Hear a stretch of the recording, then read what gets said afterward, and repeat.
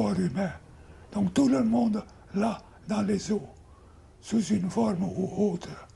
Donc c'est pas toxique, c'est bien supporté et c'était donc de qualité supérieure que, pour moi, de l'aluminium.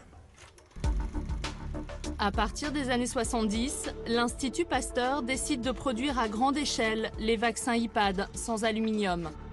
Mais en 1984, un événement va bouleverser l'organisation de Pasteur. Le célèbre institut fusionne avec un géant de la fabrication de vaccins, l'Institut Mérieux.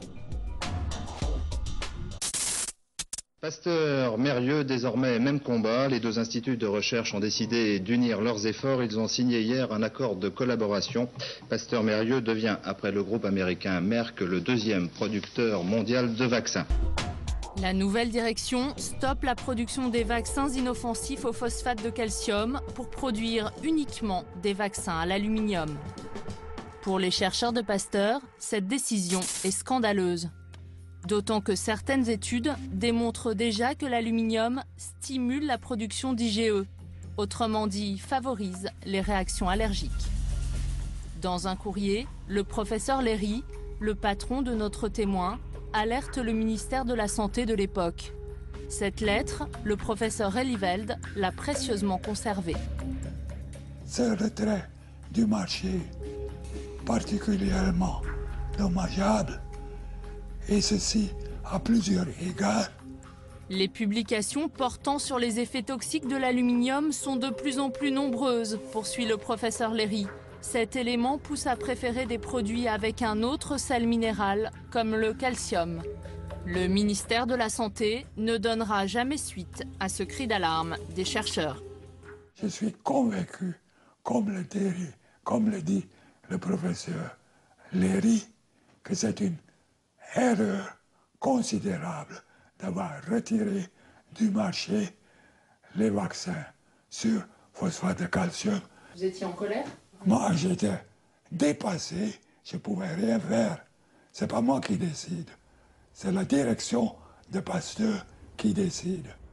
La colère des chercheurs de Pasteur n'a rien changé et l'immense majorité des vaccins contient toujours de l'aluminium. Cela ne pose apparemment pas de problème de conscience à ceux qui ont opté pour cette formule tout risque. Marc Girard était directeur scientifique de Pasteur Vaccins au moment de la polémique. Il reconnaît que la décision d'arrêter les vaccins au phosphate de calcium est un choix avant tout industriel. Avec l'arrivée de Mérieux, si vous voulez, les choses sont devenues beaucoup plus professionnelles. C'était des professionnels, c'était des industriels. C'est là où, dans un souci de rationalisation, l'Institut Mérieux a dit, écoutez, on laisse tomber le phosphate de calcium, tout le monde fait de l'hydroxyde d'aluminium. Pourquoi un souci de rationalisation? Parce que dans une industrie, c'est toujours plus compliqué d'avoir différents produits qu'il faut mélanger, pas mélanger, éviter de mélanger, etc. C'est plus simple d'avoir une ligne unique. Et comme la ligne unique était celle de tous les autres fabricants de vaccins à l'époque, donc c'était un peu normal de se tourner vers l'hydroxyde d'aluminium. Cette vision industrielle, Marc Girard continue de la défendre, même lorsque nous lui parlons des malades de la myofasciite à macrophages. Soyons clairs, par rapport aux milliers de millions de doses de vaccins qui sont utilisées dans le monde, ça représente un nombre infime. C'est 3 patients à Créteil ou je sais pas quoi. 1000 patients en France? 1000 patients en France. On sacrifie. Non, c'est pas qu'on les sacrifie. Je suis en train d'essayer de vous montrer que le tout n'est pas de se concentrer sur le pauvre clochard qui est malheureux, mais qu'il y a aussi le reste de la communauté. Ce pauvre clochard, ce sont des centaines de malades sacrifiés par l'industrie pharmaceutique. Marc Girard va finir par reconnaître cet excès de cynisme. C'est vrai, votre réaction est tout à fait bien. Il faudrait faire quelque chose pour ça, et c'est un problème sur lequel on ne se penche pas, c'est vrai, je le reconnais, tout à fait. Il faudrait se pencher dessus. Aujourd'hui, qui se préoccupe vraiment des 1000 malades français de la myofasciite à macrophages? Il existe une autorité chargée de veiller sur notre sécurité sanitaire, l'AFSAPS, l'agence française qui contrôle la sécurité de nos médicaments. Nous avons souhaité connaître sa position sur ce drame. Pour Jean-Hugues Trouvin, le conseiller scientifique du président, la myofasciite à macrophages ne concernerait que 500 malades. encore une quantité négligeable. Nous avons moins de 500 cas qui nous ont été, en tout cas, notifiés et qui sont répertoriés. Alors admettons 500 cas, est-ce que c'est pas suffisant pour vous alerter? Les 500 cas, encore une fois, sont aujourd'hui analysés, nous alertent, ça c'est tout à fait évident, puisque nous continuons à travailler, nous cherchons à mettre en évidence une relation possible entre le vaccin et la pathologie qui nous est déclarée. Nous avons, depuis 20 ans, 30 ans que ces vaccins existent, un excellent, ce que l'on appelle, profil de sécurité au regard de ces vaccins.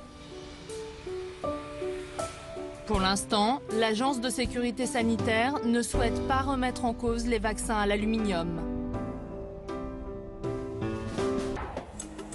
Il y a 3 ans, il existait encore une solution, un DTP sans aluminium. Fabriqué par Sanofi Pasteur, il a été retiré du marché. Pourquoi le laboratoire a-t-il supprimé ce vaccin sans danger pour eux? Les bactéries qui vont servir à produire les vaccins bactériens, les virus, et un point important, pour ce qui est en particulier des virus, ce sont des cellules eucaryotes. C'est-à-dire que les vaccins sont produits sur des cellules. Alors, tout ceci, dans le cas des vaccins viraux, il faut bien comprendre, c'est qu'il s'agit du vivant. Et donc, tout ce qui va servir à cultiver un virus, par exemple, peut être source de danger. Quand vous utilisez, par exemple, du sérum de veau, eh bien, vous devez être sûr qu'il n'y a pas un risque que le sérum de veau apporte un virus, apporte de la BSE dans les vaccins, car c'est du vivant. Donc, vous allez l'incorporer dans votre vaccin et vous risquez de l'avoir au final. Ce qui explique l'énorme contrôle de qualité qui se fait depuis la matière première. Il y a une traçabilité énorme des matières premières au point final, car au cours de toute cette activité de production vivante, à tout moment, il y a un risque d'introduction d'agents contaminants dans le vaccin par l'intermédiaire des techniciens.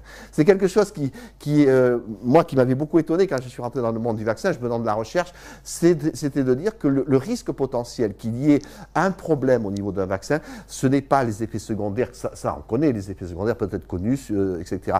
Mais c'est l'accident bête qui serait d'introduction d'un virus à l'intérieur du vaccin final. Nous avons eu dans les années 60 un drame qui s'est produit, c'est-à-dire que des cellules de reins de singe étaient contaminées par un virus qui s'appelait le SV40, qui est un virus tumorigène, qui induisait des cancers chez les hamsters. Et on a découvert que ce virus contaminait les vaccins, et notamment les vaccins utilisés chez les enfants. Ça a fait 60 millions d'Américains ont reçu ce vaccin tumorigène. Par chance, il s'est avéré qu'il n'était pas adapté à l'homme.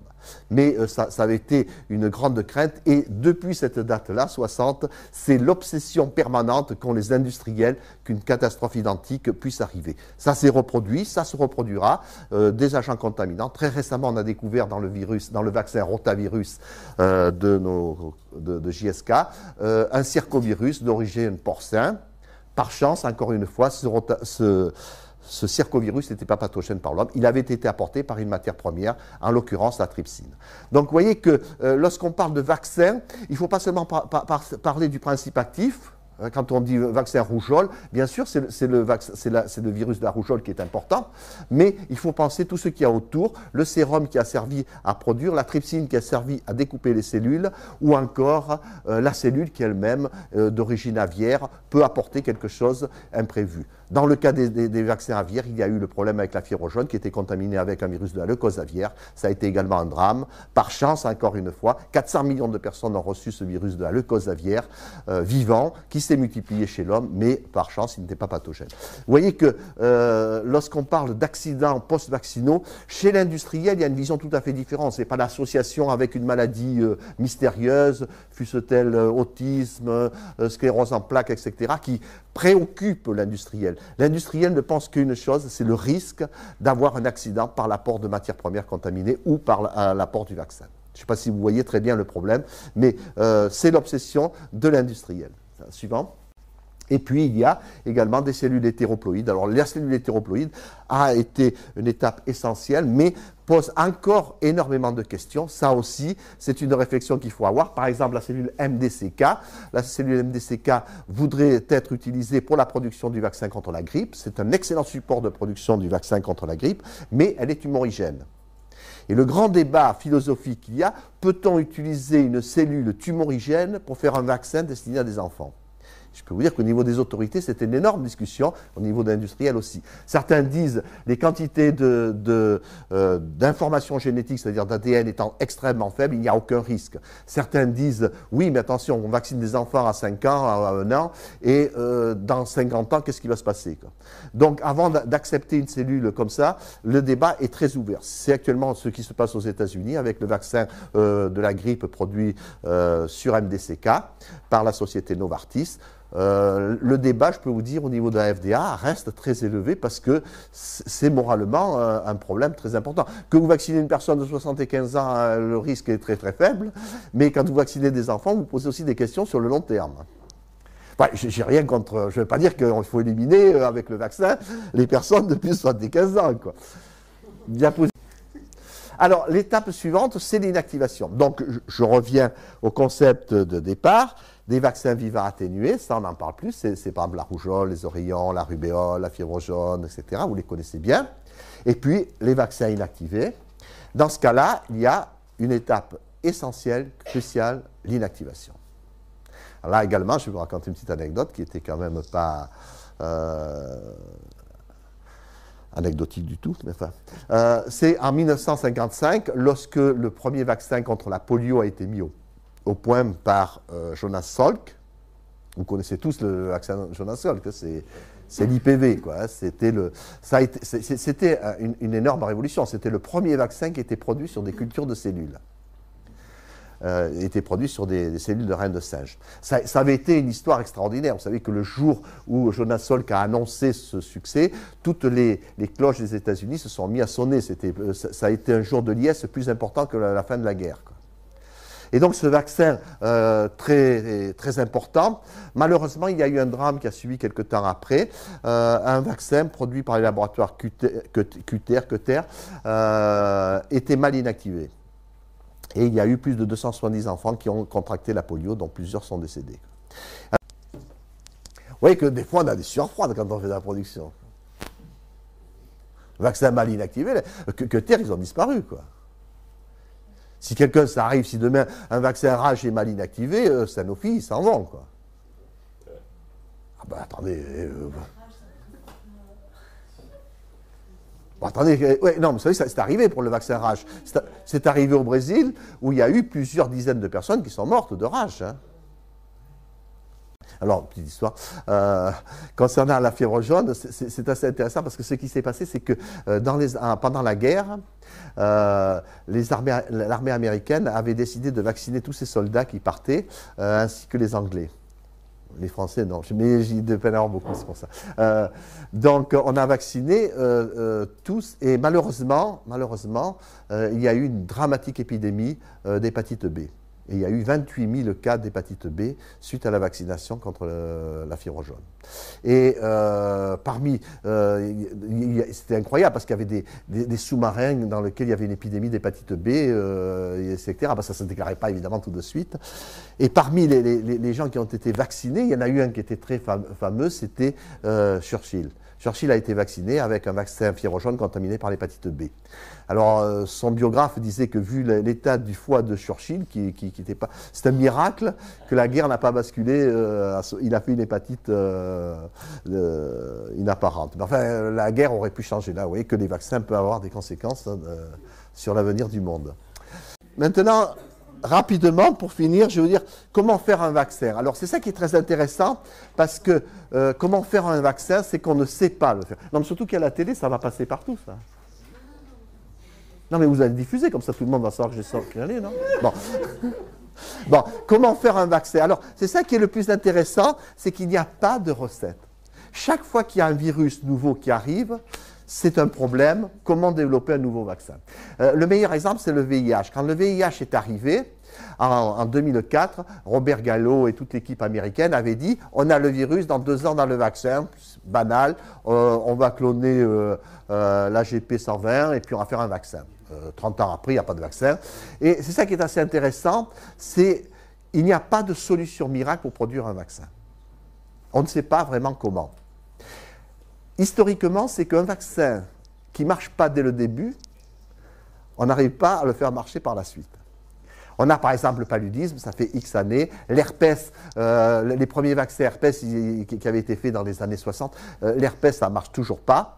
Je ne vous parle pas de la syphilis, etc. Mais ce qui est assez étonnant, c'est que lorsqu'on bute sur un vaccin, on a extrêmement du mal à récupérer la suite.